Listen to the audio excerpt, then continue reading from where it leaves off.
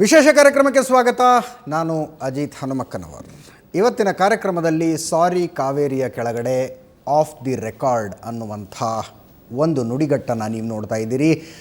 ಪತ್ರಿಕೋದ್ಯಮದಲ್ಲಿ ಮತ್ತೆ ಮತ್ತೆ ಬಳಕೆಯಾಗುವಂಥ ನುಡಿಗಟ್ಟಿದು. Of the record ಅನ್ನೋದರ ಅರ್ಥ ನಿಮ್ಮಲ್ಲಿ ಬಹುತೇಕರಿಗೆ ಗೊತ್ತಿರಬಹುದು, ಗೊತ್ತಿಲ್ಲದೆ ಇರೋರಿಗೆ ಹೇಳ್ತಾ ಇದ್ದೀನಿ. ಕೆಲವೊಂದು ಸಲ ನಮಗೆ ಮಾಹಿತಿಗಳು ಬರ್ತವೆ ಪತ್ರಕರ್ತರಿಗೆ, ಆ ಮಾಹಿತಿಯನ್ನು ಕೊಟ್ಟವರು ಹೇಳ್ತಾರೆ ಇದು ಆಫ್ ದಿ ರೆಕಾರ್ಡ್ ಅಂತ.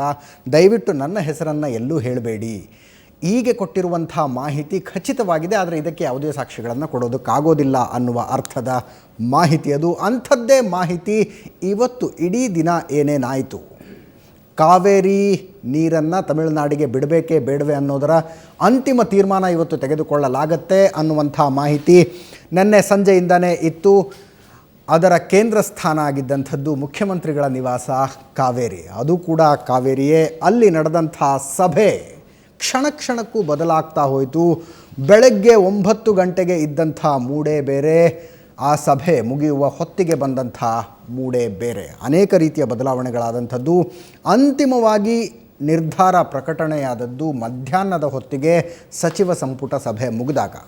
ಆ ಸಚಿವ ಸಂಪುಟ ಸಭೆ ಮುಗಿದ ನಂತರ ಸ್ವತಃ ಮುಖ್ಯಮಂತ್ರಿ ಸಿದ್ದರಾಮಯ್ಯನವರು ಏನು ಹೇಳಿದ್ರು ಅನ್ನೋದನ್ನು ಒಂದು ಸಲ ನೋಡಿ, ಆ ನಂತರ ಸಿದ್ದರಾಮಯ್ಯನವರು ಅಂಥದ್ದೊಂದು ಅಂತಿಮ ನಿರ್ಧಾರಕ್ಕೆ ಬರಲು ಕಾರಣವಾದಂಥ ಅಂಶಗಳ ಆಫ್ ದಿ ರೆಕಾರ್ಡ್ ವರದಿಯನ್ನು ನಿಮಗೆ ಕೊಡ್ತೀನಿ. ಇದು ಅತ್ಯಂತ ಪಾಲನೆ ಮಾಡಲಿಕ್ಕೆ ಕಷ್ಟಕರವಾದಂಥ ಆದೇಶ.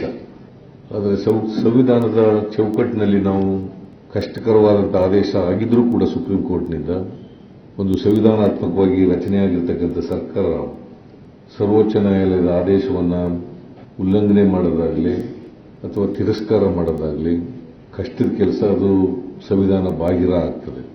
ಆ ಕಾರಣದಿಂದ ಬಹಳ ದೀರ್ಘವಾಗಿ ಚರ್ಚೆ ಮಾಡಿ ಸಾಧಕ ಬಾಧಕಗಳನ್ನೆಲ್ಲ ಸಂವಿಧಾನಾತ್ಮಕವಾಗಿ, ಕಾನೂನಾತ್ಮಕವಾಗಿ, ರಾಜಕೀಯವಾಗಿ ಮತ್ತು ಮುಂದೆ ನಮ್ಮ ಮುಖ್ಯ ಪಿಟಿಷನ್, ಮೇನ್ ಪಿಟಿಷನ್ SLP ನಾವೇನು ಹಾಕಿದ್ದೀವಿ ಸುಪ್ರೀಂ ಕೋರ್ಟ್ನಲ್ಲಿ, ಅದು 18ನೇ ತಾರೀಕು ಬರ್ತಾ ಇದೆ, ಅಕ್ಟೋಬರ್. ಅದನ್ನು ಕೂಡ ಗಮನದಲ್ಲಿ ಇಟ್ಟುಕೊಂಡು, ಯಾಕಂದರೆ ಇದು ಒಂದು ಇಂಟ್ರಿಮ್ ಆದೇಶ, it's not a final orders. Supreme ಕೋರ್ಟ್ನವರು ನಿನ್ನೆ ಕೊಟ್ಟಿರೋದಾಗಲಿ 5ನೇ ತಾರೀಕು ಕೊಟ್ಟಿರೋದಾಗಲಿ it's only an interim order. ನಮಗೆ 18ನೇ ತಾರೀಕು ಬರ್ತಕ್ಕಂಥ SLP ಏನಿದೆ, challenging the final award of the tribunal, passed in 5th February 2007, ಅದನ್ನು ಕೂಡ ಗಮನದಲ್ಲಿ ಇಟ್ಟುಕೊಂಡು ನಾವೆಲ್ಲ ಸಾಧಕ ಬಾಧಕಗಳನ್ನು ತುಲನೆ ಮಾಡಿ ಸುಪ್ರೀಂ ಕೋರ್ಟ್ನ ಆದೇಶವನ್ನು ಪಾಲನೆ ಮಾಡಬೇಕಾಗ್ತದೆ ಅಂತೇಳಿ ಕ್ಯಾಬಿನೆಟ್ನಲ್ಲಿ ತೀರ್ಮಾನಕ್ಕೆ ನಾವು ಬಂದಿದ್ದೇವೆ.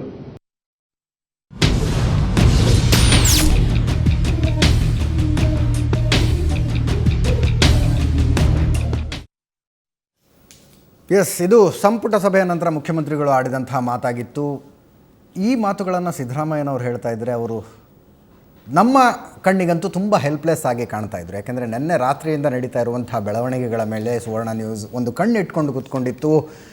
ಇವತ್ತು ಮಧ್ಯಾಹ್ನ ನಡೆಯಲಿರುವಂಥ ಸಂಪುಟ ಸಭೆ ಐತಿಹಾಸಿಕವಾಗಲಿದೆ ಅನ್ನುವಂಥ ನಿರೀಕ್ಷೆಯಲ್ಲಿ ನಾವೆಲ್ಲ ಇದ್ವಿ.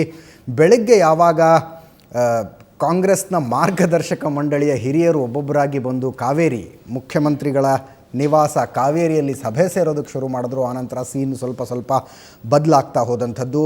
ಬಹುಶಃ ಇನ್ಯಾವುದೇ ಚಾನಲ್ ಈ ಮಾಹಿತಿಯನ್ನು ನಿಮಗೆ ಕೊಡೋದಕ್ಕೆ ಸಾಧ್ಯ ಇಲ್ಲ. ಅಂಥದ್ದೊಂದು ಮಾಹಿತಿಯನ್ನು ತೆಗೆದುಕೊಂಡು ಬಂದಿದ್ದೀವಿ. ನಿನ್ನೆ ರಾತ್ರಿ, ಅದರಲ್ಲೂ ಇವತ್ತು ಬೆಳಗ್ಗೆ ಮುಖ್ಯಮಂತ್ರಿ ಸಿದ್ದರಾಮಯ್ಯನವರು ಬಹಳ ಫರ್ಮ್ ಆಗಿದ್ದರು, ಬಹಳ ದೃಢ ನಿಲುವನ್ನು ತಳೆದಿದ್ದರು. ಆಗಿದ್ದಾಗಲಿ ಇವತ್ತು ಕಾವೇರಿ ನೀರನ್ನು ನಾವು ನಿಲ್ಲಿಸ್ಬಿಡ್ತೀವಿ ತಮಿಳುನಾಡಿಗೆ ಹೋಗುವಂಥದ್ದು, ಮುಂದಿನ ಪರಿಣಾಮವನ್ನು ಮುಂದೆ ಎದುರಿಸಿದ್ರಾಯಿತು ಅನ್ನುವಂಥ ದೃಢ ನಿಲುವನ್ನು ತಳೆದಿದ್ದರು ಇವತ್ತು ಬೆಳಗಿನ ಜಾವದ ತನಕ. ಆದರೆ ಆ ನಂತರ ಹೇಗೆ ಅವರ ದೃಢ ನಿಲುವು ಅಲ್ಲಾಡ್ತಾ ಹೋಯಿತು, ಹಾಗೆ ಅವರ ನಿಲುವು ಅಲ್ಲಾಡೋದಕ್ಕೆ ಕಾರಣವಾದ ಅಂಶಗಳೇನು ಅನ್ನೋದ್ರ ಬಗ್ಗೆ ನಾವು ಇವತ್ತು ಚರ್ಚೆ ಮಾಡ್ತಾ ಇದ್ದೀವಿ. ನಮ್ಮ ಜೊತೆ ಒಬ್ಬರು ಅತಿಥಿಗಳಿದ್ದಾರೆ. ಡಾಕ್ಟರ್ GB ಹರೀಶ್ ಅವರು, ಸಂಪಾದಕೀಯ ಸಲಹೆಗಾರರು, ವಿಜಯವಾಣಿ. ಸರ್, ಕಾರ್ಯಕ್ರಮಕ್ಕೆ ಸ್ವಾಗತ ತಮಗೆ. ಇನ್ನು ನನ್ನ ಜೊತೆಗೆ ನನ್ನ ಕೊಲೀಗ್ ಪೊಲಿಟಿಕಲ್ ಬ್ಯೂರೋ ಮುಖ್ಯಸ್ಥರಾದ ವೀರೇಂದ್ರ ಉಪ್ಪುಂದ ಅವರಿದ್ದಾರೆ. ವೀರೇಂದ್ರ, ತಮಗೂ ಕೂಡ ಸ್ವಾಗತ. ಎಸ್ ಡಾಕ್ಟರ್ GB ಹರೀಶ್ ಅವರೇ, ನಿನ್ನೆ ಕೂಡ ನಾವು ಡಿಸ್ಕಷನಲ್ಲಿ ಮಾತಾಡ್ತಾ ಇದ್ವಿ, ಏನಾಗುತ್ತೆ ನೀರು ನಿಲ್ಲಿಸಿದ್ರೆ ಅಂತ. ನಮ್ಮ ಡಿಸ್ಕಷನ್ ಮುಗಿದ ನಂತರ ಇದೇ 7ರಿಂದ 8 ಗಂಟೆವರೆಗೂ ಮಾತಾಡಿದ್ವಿ ನಾವು. ಮುಗಿದ ನಂತರ ಬಂದಂಥ ಫೀಲರ್ಗಳು ಬರೋದಕ್ಕೆ ಶುರುವಾಯಿತು. ಮುಖ್ಯಮಂತ್ರಿಗಳು ಒಂದು ದೃಢ ನಿಲುವು ತಳೆಯುವಂಥ ಹಂತಕ್ಕೆ ಬಂದಿದ್ದಾರೆ.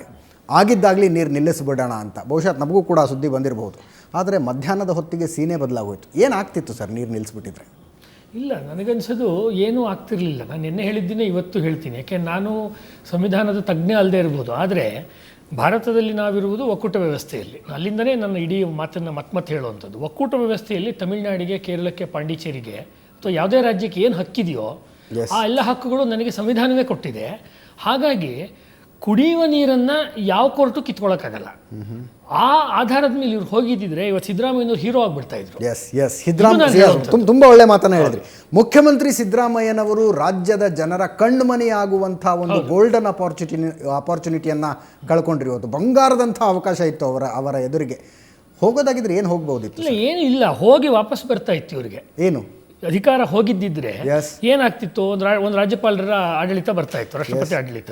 ಅವ್ರು ಏನು ಸೈನ್ಯ ಕರ್ಕೊಂಬಂದು ಬಿಡ್ಸಕ್ಕಾಗತ್ತಾ? ನಾನು ಸ್ವಲ್ಪ ಎಕ್ಸ್ಟ್ರೀಮ್ ಆಗಿ ಹೇಳ್ತಾ ಇದ್ದೀನಿ. ಆದ್ರೂ ಸೈನ್ಯ ಕರ್ಕೊಂಬಂದು ನೀರನ್ನು ಬಿಡ್ಸಕ್ಕಾಗಲ್ಲ, ಯಾಕೆಂದ್ರೆ ಇವರು ನಮ್ಮ ದೇಶದ ಜನಗಳೇನೆ. ಆಗ ಬೇರೆ ರೀತಿಯಲ್ಲಿ ಸರ್ಕಾರ ಹೋಗ್ತಿತ್ತು. ಏನಂತ ಹೇಳಿದ್ರೆ ಟಫ್ ಗೌರ್ಮೆಂಟ್ಸು ಮತ್ತು ಸಾಫ್ಟ್ ಗೌರ್ಮೆಂಟ್ಸ್ ಅಂತ ಇರುತ್ತೆ. ನಮ್ಮದು ಬಹಳ ಸಾಫ್ಟ್ ಆಗಿರುವ ದುರ್ಬಲ ಸರ್ಕಾರ. ಬರೀ ಸಾಫ್ಟ್ ಅಂದರೆ ಮೃದು ಅಂತಲ್ಲ, ದುರ್ಬಲ ಸರ್ಕಾರ. ನಿನ್ನೆ ದಿವಸ ಇನ್ನೊಂದು ವಾಹಿನಿಯಲ್ಲಿ ಹೇಳುವಾಗ ಮಾಜಿ ಮುಖ್ಯಮಂತ್ರಿಗಳಿಬ್ಬರು ಎಚ್ ಡಿ ಕುಮಾರಸ್ವಾಮಿಯವರು ಮತ್ತು ಯಡಿಯೂರಪ್ಪನವರು ಕೂಡ ನಾವು ಅವರ ಕೈನ ಬಲಪಡಿಸ್ತೀವಿ, ಸದ್ಯದ ಮುಖ್ಯಮಂತ್ರಿಯ ಕೈನ ಬಲಪಡಿಸ್ತೀವಿ. ಅಪರೂಪದಲ್ಲಿ ಅಪರೂಪದ ಸನ್ನಿವೇಶ ಅದು. ಅಪರೂಪದಲ್ಲಿ ಅಪರೂಪ ಅದು 3-in-1 ಸರ್ಕಾರದ ಬೆಂಬಲಕ್ಕೆ ಪ್ರಮುಖ ಕಷ್ಟ ಇತ್ತು. ಆದರೆ ಈ ಒಕ್ಕೂಟ ವ್ಯವಸ್ಥೆಯಲ್ಲಿ ಪ್ರಾಯಃ ಕೇಂದ್ರ ಇದು ಏನು ರಾಷ್ಟ್ರೀಯ ಪಕ್ಷಗಳನ್ನು ಹಿಡಿತದಲ್ಲಿ ನಾವು ಸಿಕ್ಕಿಕೊಳ್ಳುವುದೇ ನಮ್ಮ ಶಾಪವೇನೋ ಅಂತ ಅನ್ನಿಸ್ಬಿಡುತ್ತೆ. ಯಾಕೆ ಅಂದರೆ ಬಹಳ ಸುಲಭವಾಗಿ ಹೇಳ್ಬೋದಾದ ದಿಗ್ವಿಜಯ್ ಸಿಂಗ್ ಅವರು ಮತ್ತು ಚಿದಂಬರಂ ಅವರು ಮಾಡಿದಂಥ ಒಂದು ಕೆಲವು ಇದರಿಂದ, ಅಂದರೆ ಇದು ನಾನು ಬಹಳ ಖಚಿತವಾಗಿರೋ ಆಧಾರದಿಂದ ಹೇಳ್ತಿದ್ದೀನಿ ಅಂತಲ್ಲ, ಆದರೆ ಟಿ ವಿಯಲ್ಲಿ ಬಂದಿರುವಂಥ ಮಾಹಿತಿ ಮತ್ತು ಪತ್ರಿಕೆಯಲ್ಲಿ ತೆಗೆದುಕೊಂಡು ನೋಡಿದ್ರೆ ಹಿಂದೆ ಆಮ್ನೆಸ್ಟಿ ಇಂಟರ್ನ್ಯಾಷನಲ್ ಬಂದಾಗಲೂ ಅವ್ರಿಗೆ ದಿಗ್ವಿಜಯ್ ಸಿಂಗ್ ಅವರಿಂದ ಮಾಹಿತಿ ಬರುತ್ತೆ. ಅವ್ರು ಟ್ವೀಟ್ ಮಾಡಿದ ತಕ್ಷಣ ಇವರ ನಿಲುವು ಬದಲಾಗುತ್ತೆ. ಅಂದರೆ ಕೇಂದ್ರ ಸರ್ಕಾರ, ಅದರಲ್ಲೂ ವಿಶೇಷವಾಗಿ ಕಾಂಗ್ರೆಸ್ನ ರಾಜ್ಯ ಸರ್ಕಾರಗಳು ಕೊನೆಗೂ ಅದೊಂದು ಕೈಗೊಂಬೆ ಥರನೇ ವರ್ತಿಸ್ತವೆ, ಹೈಕಮಾಂಡಿನ ಕೈಗೊಂಬೆ ಥರನೇ ವರ್ತಿಸ್ತವೆ. ಇದನ್ನು ನಾವು ಗಮನಿಸಬೇಕು. ಈ ಬೇರೆ ವಿಷಯಗಳಲ್ಲಿ ಮಾತನಾಡುವಂಥ ರಾಹುಲ್ ಗಾಂಧಿಯವರಾಗಲಿ ಅಥವಾ ಶ್ರೀಮತಿ ಸೋನಿಯಾ ಗಾಂಧಿಯವರಾಗಲಿ ಅವರು ಈ ವಿಷಯಕ್ಕೆ ಮಾತಾಡೋದಿಲ್ಲ. ನಿನ್ನೆ ನಾನು ಹೇಳಿದ್ದೇನೆ ಹೇಳ್ತೀನಿ, ಮ್ಯಾಪ್ ತೆಗೆದ್ರೆ, ಭಾರತದ ಮ್ಯಾಪ್ ತೆಗೆದ್ರೆ ಈ ದೆಹಲಿಯಲ್ಲಿ ಕೂತಿರುವ ದೊರೆಗಳಿಗೆ ಗೋವಾ ಮತ್ತು ಮಹಾರಾಷ್ಟ್ರ ಆದ ತಕ್ಷಣ ನೇರ ಕಾಣಿಸುವಂಥದ್ದೇ ತಮಿಳುನಾಡು, ಮಧ್ಯದಲ್ಲಿ ಖಾಲಿ ಕಾಣಿಸುತ್ತೆ. ಇವರು ಆ ಸನ್ನಿವೇಶದಲ್ಲಿ ನಾವು ಇರೋದ್ರಿಂದ ಏನಾಗ್ತಾ ಇದೆ, ಪಿ ಚಿದಂಬರಂ ಮತ್ತು ದಿಗ್ವಿಜಯ್ ಸಿಂಗ್ ಅವರ ಹೆಸರುಗಳನ್ನು ನೀವೇ ಉಲ್ಲೇಖ ಮಾಡಿದ್ರಿ. ಇದು ಕೂಡ ನಮಗೆ ಬಂದಿರುವಂತಹ ಆಫ್ ದಿ ರೆಕಾರ್ಡ್ ಮಾಹಿತಿ. ಇವತ್ತಿನ ಮುಖ್ಯಮಂತ್ರಿ ಸಿದ್ದರಾಮಯ್ಯನವರ ನಿರ್ಧಾರದಲ್ಲಿ ಆ ಇಬ್ಬರು ನಾಯಕರು ಬಹಳ ದೊಡ್ಡ ರೋಲ್ ಪ್ಲೇ ಮಾಡಿದ್ರು ಅನ್ನುವಂಥದ್ದು. ಅದರ ಬಗ್ಗೆ ನಾವು ಚರ್ಚೆ ಮಾಡ್ತೀವಿ. ಎಸ್ ವೀರೇಂದ್ರ, ಏನಾಯಿತು ನಿನ್ನೆ 7ರಿಂದ 8 ಚರ್ಚೆಯ ನಂತರ ನಾವು ಅನೇಕ ಕಾಫಿ ಟೇಬಲ್ ಚರ್ಚೆಗಳನ್ನು ಮಾಡಿದ್ವಿ. ನಮ್ಮ ಚರ್ಚೆಗಳಲ್ಲೂ ಬಂದಂಥದ್ದು ನಾಳೆ ಐತಿಹಾಸಿಕ ದಿನ ಆಗುತ್ತೆ ಕರ್ನಾಟಕದ ಮಟ್ಟಿಗೆ. ಸಚಿವ ಸಂಪುಟ ಸಭೆಯಲ್ಲಿ ನೀರನ್ನು ನಿಲ್ಲಿಸುವ ತೀರ್ಮಾನ ತೆಗೆದುಕೊಳ್ಳಲಾಗುತ್ತೆ. ನಿಮ್ಮ ಸೋರ್ಸ್ಗಳು ಕೂಡ ಅದನ್ನೇ ಹೇಳ್ತಾ ಇದ್ದಂಥದ್ದು. ಆದರೆ ಮಧ್ಯಾಹ್ನದ ವೇಳೆಗೆ ಸೀನೆ ಚೇಂಜ್ ಆಗೋಗುತ್ತೆ. ಹೌದು, ಇವತ್ತು ನಿನ್ನೆ ನಾವು ಏನು ಸೋರ್ಸಸ್ ಇನ್ಫಾರ್ಮೇಷನ್ ಕೊಟ್ಟಿದ್ವಿ ಅದು 100% ಸರಿ ಇತ್ತು. ಇವತ್ತು ಬೆಳಗ್ಗೆ ಸಿಎಂ ಏನು ಮಾರ್ಗದರ್ಶಕ ಮಂಡಲನ ಸಭೆ ಆರಂಭ ಮಾಡಿದ್ರಲ್ಲ, ಅದರ ವ್ಯಂಗ್ಯವಾಗಿ ಹೇಳ್ತಾ ಇರುವಂಥದ್ದು. ದಯವಿಟ್ಟು ಈ ಮಂಡಳಿಯಲ್ಲಿ ಅಸ್ತಿತ್ವಕ್ಕೆ ಬಂತು ಅಂತ ಕೇಳಬೇಡಿ. ಅಲ್ಲಿಯವರೆಗೂ ಕೂಡ ಅವೆಲ್ಲವೂ ಕೂಡ ಹಾಗೆ ಇದ್ದದ್ದು ಅಜಯ್. ಆದ್ರೆ ಯಾವಾಗ ಈ ಸಭೆ ನಡೀತೋ ಅಲ್ಲಿ ಬಂದಂತ ಸಜೆಷನ್ಸ್ ಇತ್ತಲ್ಲ, ಅಲ್ಲೂ ಕೂಡ ಆ ಸಭೆಯಲ್ಲೂ ಕೂಡ ಸಿದ್ದರಾಮಯ್ಯನವರು ಎಂಟರ್ ಆದ ಕೂಡಲೇ ಮೊದಲು ಹೇಳಿದ್ದೆ, ನಾನು ಏನು ಮಾಡಬೇಕು, ರಾಜೀನಾಮೆ ಕೊಡಬೇಕಾ ಈ ಹಂತದಲ್ಲಿ, ಐ ಆಮ್ ರೆಡಿ. ಎಸ್ ಮುಖ್ಯಮಂತ್ರಿ ಸಿದ್ದರಾಮಯ್ಯನವರು ಇವತ್ತು ಹಿರಿಯ ಕಾಂಗ್ರೆಸ್ ಮುಖಂಡರ ಸಭೆಯ ಆರಂಭದಲ್ಲೇ ಆಡಿದಂತಹ ಮಾತು, ನಾನು ರಾಜೀನಾಮೆ ಕೊಡಬೇಕು ಅನ್ನುವಂತಹ ಸಲಹೆ ನಿಮ್ಮಿಂದ ಬಂದ್ರೆ ಅದಕ್ಕೂ ಕೂಡ ನಾನು ಸಿದ್ಧನಾಗಿದ್ದೇನೆ. ಅಷ್ಟೇ ಅಲ್ಲ, ನಾವು ಸರ್ಕಾರ ವಿಸರ್ಜನೆ ಮಾಡುವಂತ ಸಂದರ್ಭ ಬರುತ್ತಾ ಈ ಹಂತದಲ್ಲಿ, ಅದಕ್ಕೂ ಕೂಡ ಯೋಚನೆ ಮಾಡೋಣ, ನೀವೇನು ಹೇಳ್ತೀರಿ ಅಂತ ಅವ್ರು ಮಾತನ್ನು ಆರಂಭಿಸಿದ್ರು. ಈ ಹಂತದಲ್ಲಿ ಅಲ್ಲಿ ಖರ್ಗೆ ಅವರಿದ್ರು, ಆಸ್ಕರ್ ಫರ್ನಾಂಡಿಸ್ ಇದ್ರು, ಹಾಗೆ ಬಹಳ ಹಿರಿಯರು, ರೆಹಮಾನ್ ಖಾನ್ ಇದ್ರು, RL ಜಾಲಪ್ಪ ಅವರಿದ್ರು. ಅವರೆಲ್ಲರೂ ಕೂಡ ಮಾತನಾಡ್ತಾ ಹೋದ್ರು, ಅಭಿಪ್ರಾಯ ವ್ಯಕ್ತಪಡಿಸಿದ್ರು. ಆದ್ರೆ ಯಾವಾಗ ಸಿಎಂ ಈ ಮಾತು ಹೇಳಿದ್ರು ಕೂಡಲೇ ಅಲ್ಲಿ ಆಕ್ಷೇಪ ವ್ಯಕ್ತಪಡಿಸ್ಲಿಕ್ಕೆ ಪಕ್ಕದಲ್ಲೇ ಇದ್ದವ್ರು MB ಪಾಟೀಲ್. ಯಾವ ಕಾರಣಕ್ಕೂ ಕೂಡ ನೀವು ರಾಜೀನಾಮೆ ಮಾತು ಆಡಬೇಡಿ ಅಂತಲೇ ಶುರು ಮಾಡಿದ್ರು. ಬಹುಶಃ ಕರ್ನಾಟಕದ ರಾಜ್ಯ ರಾಜಕೀಯದಲ್ಲಿ ಸುವರ್ಣಾಕ್ಷರಗಳಲ್ಲಿ ಬರೆದಿಡಬಹುದಾದಂಥ ದಿನವನ್ನಾಗಿ ಮಾಡಬಹುದಾಗಿತ್ತು ಈ ದಿನವನ್ನು, ಇವತ್ತಿನ ದಿನವನ್ನು. ಅಲ್ಲಿ ಅದಕ್ಕೆ ಮೊದಲ ಕಲ್ಲು ಬಿದ್ದಿದ್ದು ನಿಮ್ಮ ಪ್ರಕಾರ MB ಪಾಟೀಲ್ ಅವರ ನೀರಾವರಿ ಸಚಿವರೇ ಮೊದಲನೇ ಕಲ್ಲು ಹಾಕಿದ್ರು ಅದಕ್ಕೆ. ಅವ್ರು ನೇರವಾಗಿ ಹೇಳಿದ್ರು MB ಪಾಟೀಲ್ ಸಹಜವಾಗಿ. ಯಾಕಂದರೆ ಮೋಹನ್ ಕಾತರ್ಕಿ ಅವರಾಗಿರ್ಬೋದು, ನಾರಿಮನ್ನ ಆಗಿರ್ಬೋದು, ಈ ಹಿಂದೆ ಕೂಡ ಅವ್ರು, ಯಾಕಂದರೆ ಈ ಹಿಂದೆನೂ ಕೂಡ ಅವ್ರು ಬಹಿರಂಗವಾಗಿ ಹೇಳಿರುವಂಥ ಮಾತಿದು ಎಂ ಬಿ ಪಾಟೀಲ್ರು. ಸೊ ಇದರಲ್ಲೇನು ಅವ್ರು ಬಹುಶಃ ಅದನ್ನೇನು ಮುಚ್ಚುಮರೆ ಮಾಡೋದಿಲ್ಲ.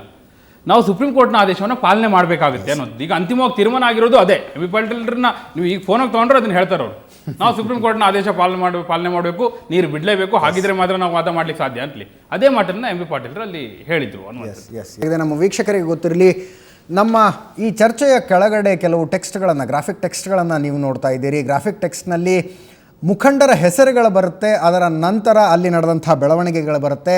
ಇವತ್ತಿನ ಸಭೆಯಲ್ಲಿ ಯಾವ್ಯಾವ ಮುಖಂಡರು ಏನೇನು ಮಾತನಾಡಿದ್ರು ಅನ್ನೋದರ ಆಫ್ ದಿ ರೆಕಾರ್ಡ್ ದಾಖಲೆಗಳನ್ನು, ಆಫ್ ದಿ ರೆಕಾರ್ಡ್ ಮಾಹಿತಿಗಳನ್ನು ಸುವರ್ಣ ನ್ಯೂಸ್ ನಿಮಗೆ ಕೊಡ್ತಾ ಇರುವಂಥದ್ದು.